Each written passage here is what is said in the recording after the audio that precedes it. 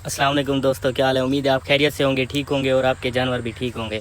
जी, ये आज की जो वीडियो है व्लॉग टाइप, ये उन जानवरों के लिए है जो खुराक बेहतरीन खा रहे हैं, मुकम्मल ग़िज़ा खा रहे हैं, उसके बाद भी अपना वेट जो है वो गेन नहीं कर रहे, या उनका जो डाइजेस्टिव सिस्टम है वो अपना फुली वर्क नहीं कर रहा है। ये वीडियो उनके लिए है।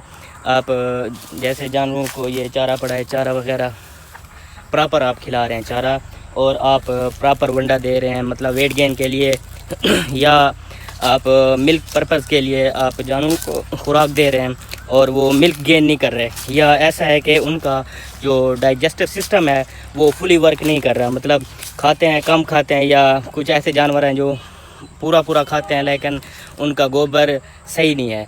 तो ऐसे जानवरों के वीडियो मैं बना रहा हूं, तो आपसे गुजारिश है चैनल को सब्सक्राइब कर लें और वीडियो को पूरा देखें, ताकि जो वीडियो की पूरी डिटेल्स हैं वो आप तक आसानी से पहुंच सकें।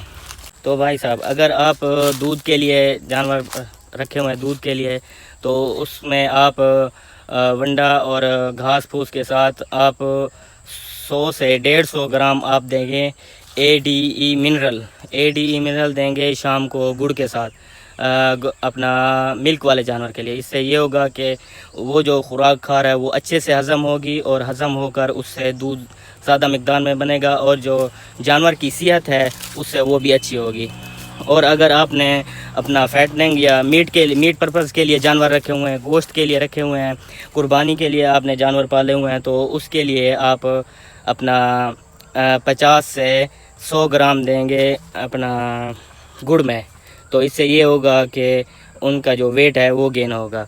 तो ADE मिनरल है, ये आप याद कर लें, ये स्क्रीन पर भी आ रहा होगा।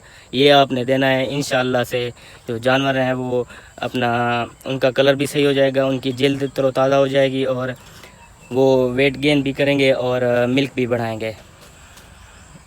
बहुत शुक्रिया, अल्लाह हाफ़िज़।